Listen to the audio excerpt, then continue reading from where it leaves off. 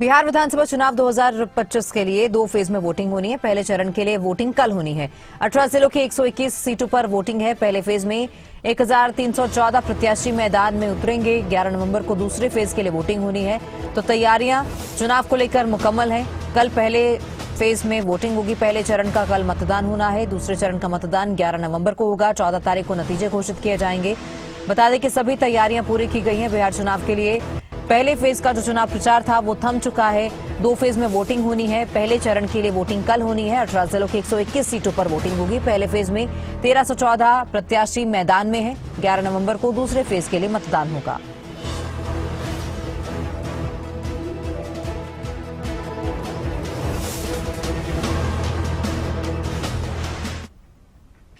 तो बिहार में दूसरे चरण के लिए दिग्गजों का प्रचार थम चुका है। हालांकि दिग्गजों की ओर से जो है बढ़ चढ़कर प्रचार किया गया। बिहार के गया में मुख्यमंत्री नायब सिंह सैनी ने भी प्रचार किया। सीएम नायब सैनी ने विरोधियों पर जमकर निशाना साधा। कहा कि साल 2005 से पहले बिहार में जंगलराज, माफिया, गुंडागर्दी की चरम सीमा थी। तो सीएम नायब सैनी ने भी बिहार में खूब प्रचार किया है। चुनावी जनसभाओं को संबोधित किया। इस दौरान उनकी ओर से विपक्ष पर भी निशाना साधा गया। सीएम नायब सैनी ने विरोधियों को निशाने पर लिया। कहा साल 2005 से पहले बिहार में जंगलराज, माफिया, गुंडागर्दी की चरम सीमा थी।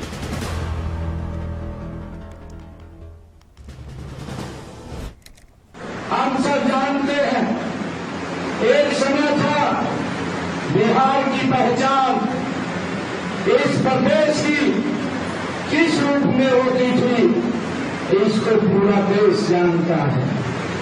साथियों, ये वर्ष 2005 से पहले की ये दौर था जब बिहार के अंदर जंगलराज, माफिया और भाइयों गुंडागर्दी एक चरम सीमा के ऊपर थी। मैं आज आपसे एक बात पूछता हूं, क्या आप वह समय भूल तो नहीं गए?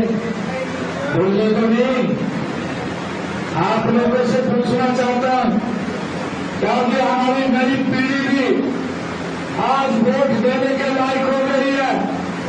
और जो उस समय हमारे जवान थे, आज वो बुढ़ापे की तरफ जा रहे हैं।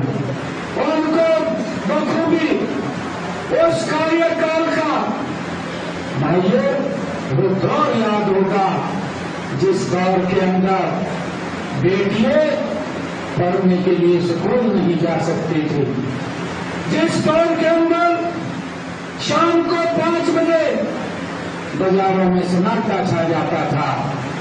वो दौर, वो इस प्रकार का दौर था, वो गुंडागर्दी का दौर था।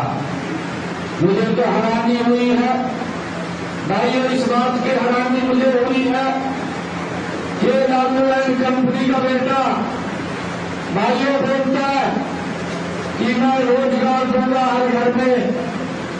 मैं लालू एंड कंपनी के बेटे से आज पूछना चाहता हूं, गरबा की सरदारी के बीच में, अरे अगर जब उस समय किसी बच्चे को नौकरी लगनी होती थी तो आप अगर पैसे उपलब्ध नहीं होते थे उसकी जमीन को फर्क कर देते थे। इस दौर को भूले तो नहीं है। मैं आप लोगों से जानना चाहता हूं, हमारी आने वाली पीढ़ी को भी इसके बारे में बताना चाहिए कि इस प्रकार का जो दौर था, इस प्रकार का वो मंजर था कि व्यक्ति अपनी बात भी नहीं रख सकता था। साथियों, यह 2005 से पहले का वो जंगल राज था।